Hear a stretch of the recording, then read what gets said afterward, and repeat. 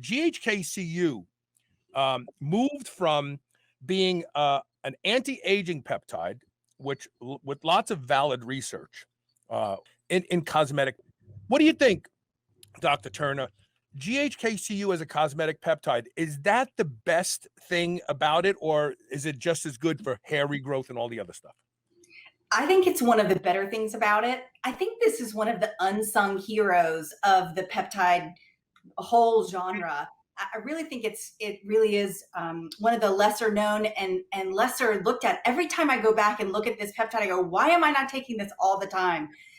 Either sub-Q or topical. And I do now take it topical on a regular basis, but it's got so many benefits. There's so many reasons to use it. And the research, particularly in the, heart disease and neurodegeneration, because of how it works, up and down regulating genes. And this is what we know that GHK-Cu does. This is one of the reasons why it works specifically for skin, but also for all these other disease states, is because it works by up and down regulating genes. There was a big study done in 2010 where they actually discovered all these different genes that were involved.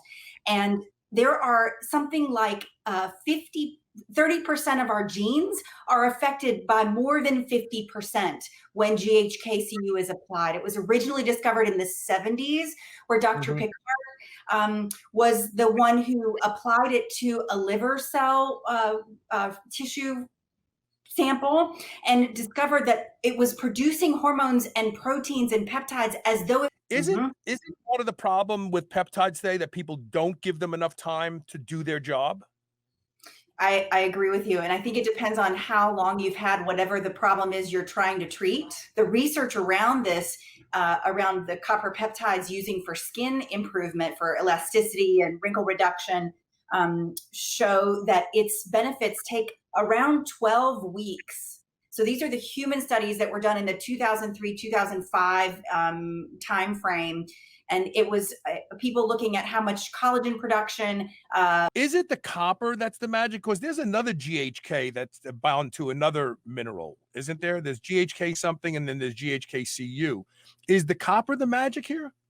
I don't think it's the only magic. I do think it's I think it's part of it because it's involved in collagen production, because it's involved in changing those. I do recommend twice a day hydrolyzed collagen supplement and little teeny vitamin C, like a 50 milligram.